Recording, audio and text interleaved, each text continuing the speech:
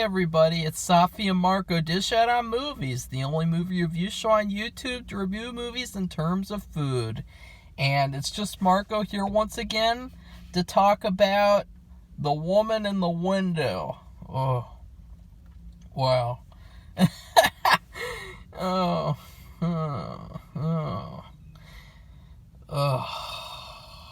I'm glad I didn't have to see it in theaters, I'll just say that.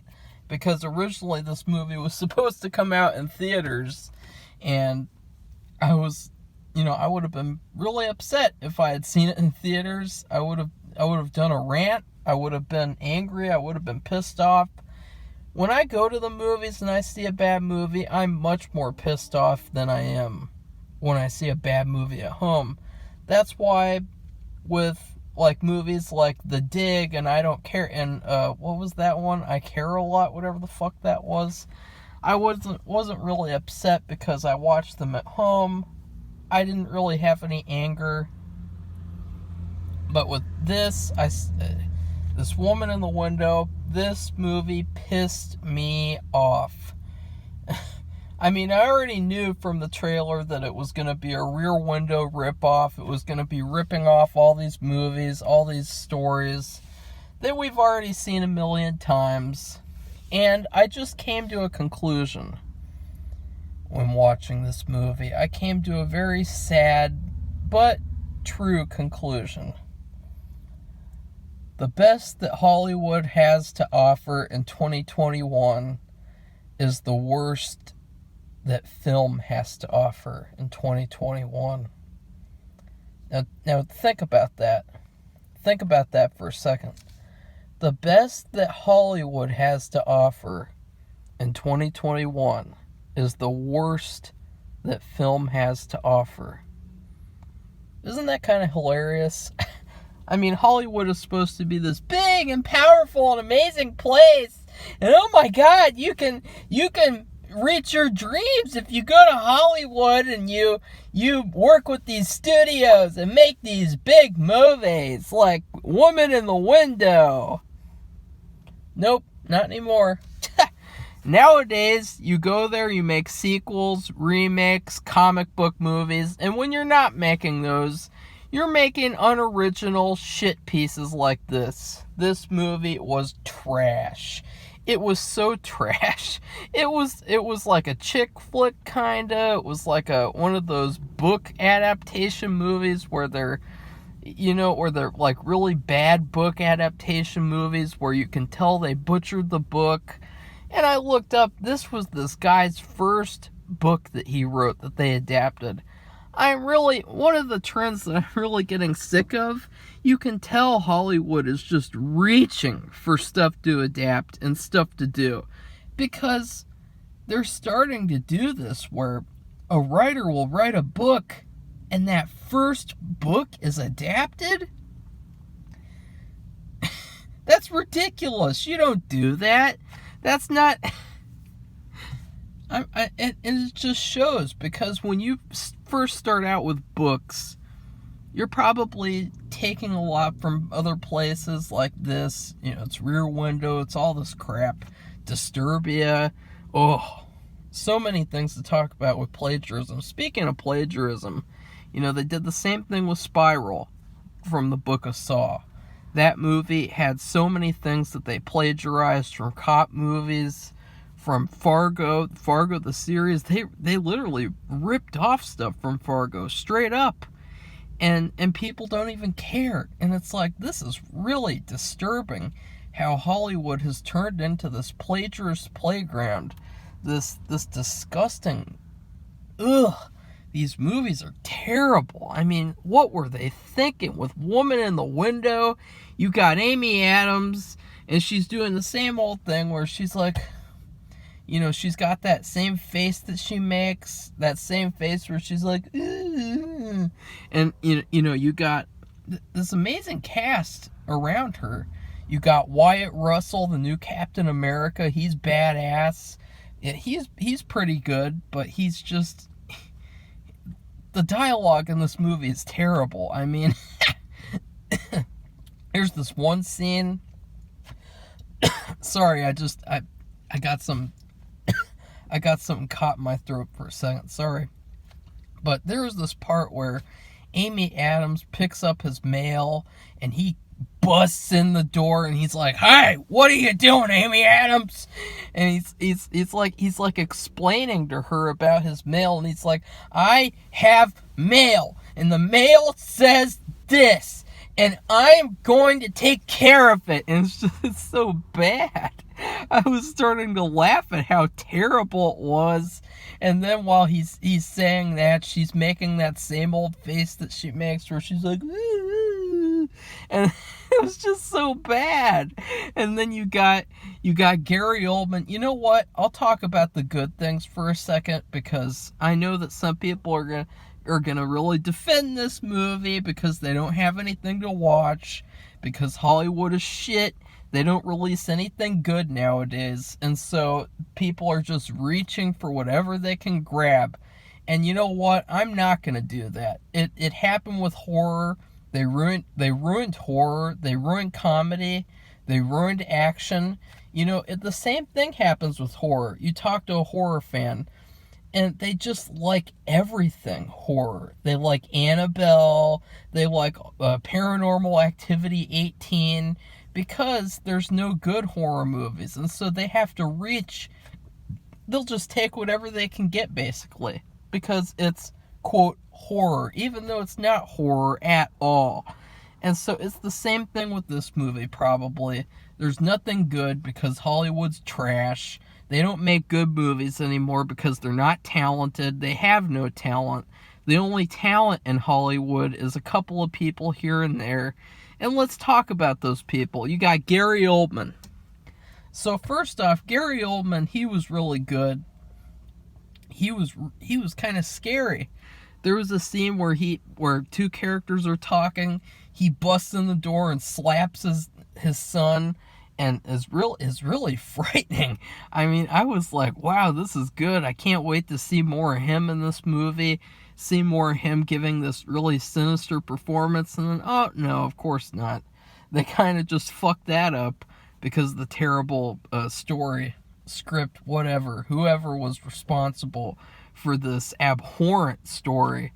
But Gary Oldman's really good. Since he's in a lot of stuff, every time you see him, you just like him more and more and more, because he always comes with something different. He never comes with the same type of thing. He always varies it up and tries to have different characters. And I really wanted to see more of that character he had in this movie. I really liked that character. He was a really good, creepy villain. I would say he was almost better than the guy in the original Rear Window. Like, he was that good.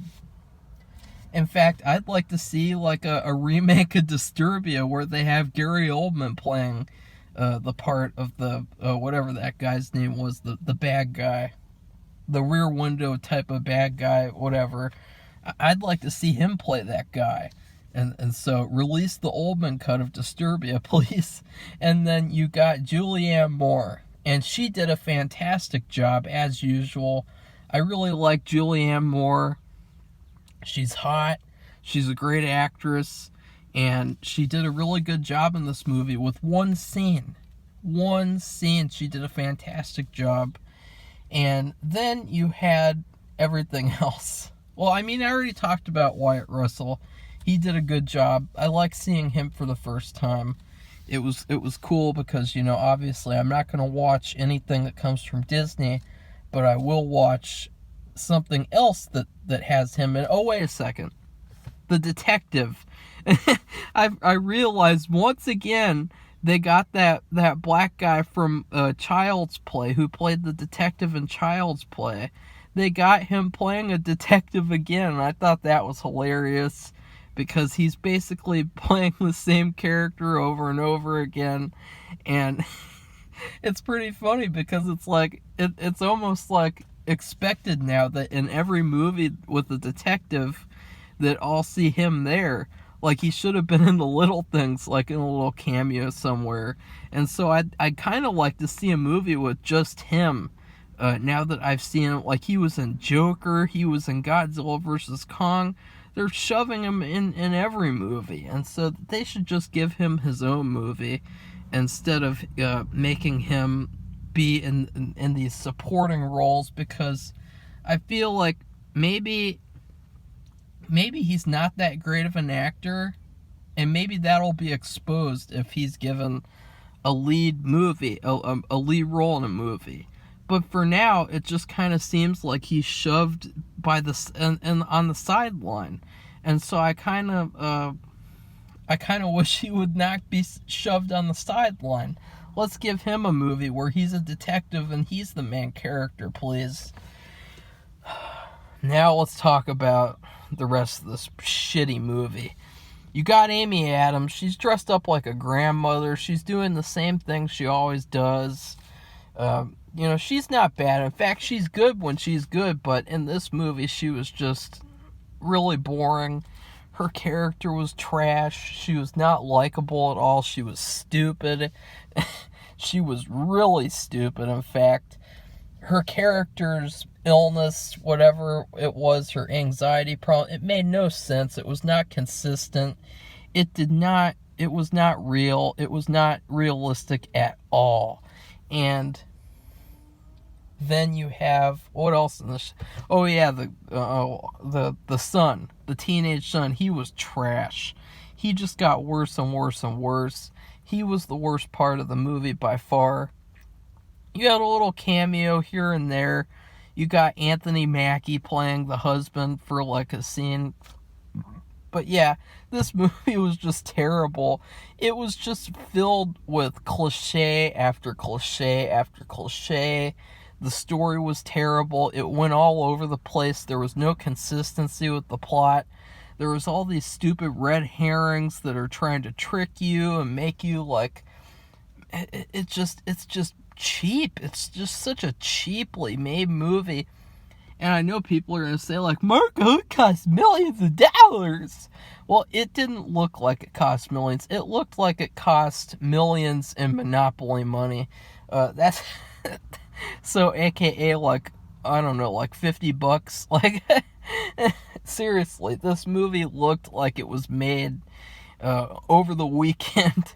Like, a couple of actors got together and they're like, hey, let's make a movie. There's this guy, he wrote his first book, and, let's adapt his book into a movie over the weekend, and it'll be this, like, cool little thing we do.